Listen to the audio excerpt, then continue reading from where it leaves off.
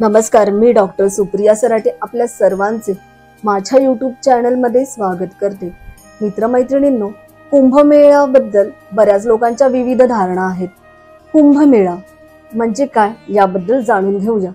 प्रयाग, हरिद्वार, नाशिक, उज्जैनी या 4 ठिकाणी प्रत्येक दर 12 वर्षांनी कुंभमेळा भरत असतो।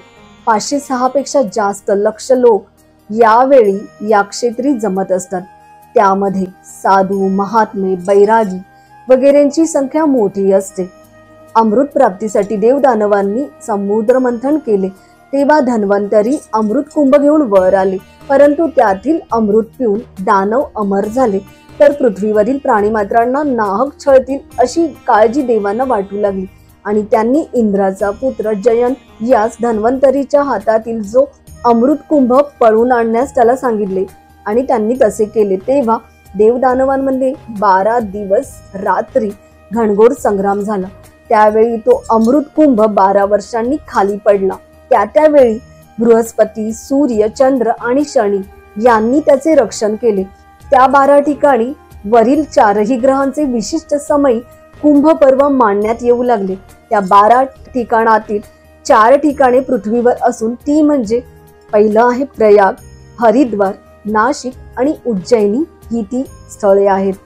या स्थळांचा कुंभ पर्वाचा कसा योग होतो हे आपण आता जाणून घेऊया। प्रयाग यावेळी सूर्य, चंद्र मकर राशीत आणि गुरु वृषभ राशीत असतो आणि अमावास्या योग होत असतो। हरिद्वार येथे जेव्हा कुंभमेळा भरतो तेव्हा कुंभ राशीत गुरु आणि मेष राशीत सूर्य असतोच।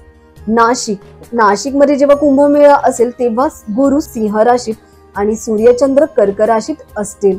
उज्जैनीमध्ये जेव्हा कुंभमेळा असेल तेव्हा सूर्य तुळ राशीत आणि गुरु वृश्चिक राशीत असतील, तेव्हाच कुंभमेळा असेल।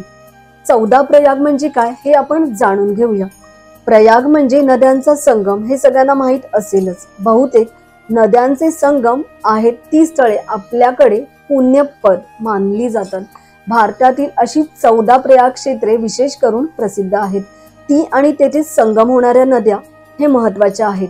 प्रयागराज येथे गंगा आणि यमुना, सरस्वती यांचे संगम आहे। देवप्रयाग येथे अलकनंदा आणि भागीरथी यांचा संगम आहे। रुद्रप्रयाग येथे अलकनंदा आणि मंदाकिनी ही नदी संगम पावते।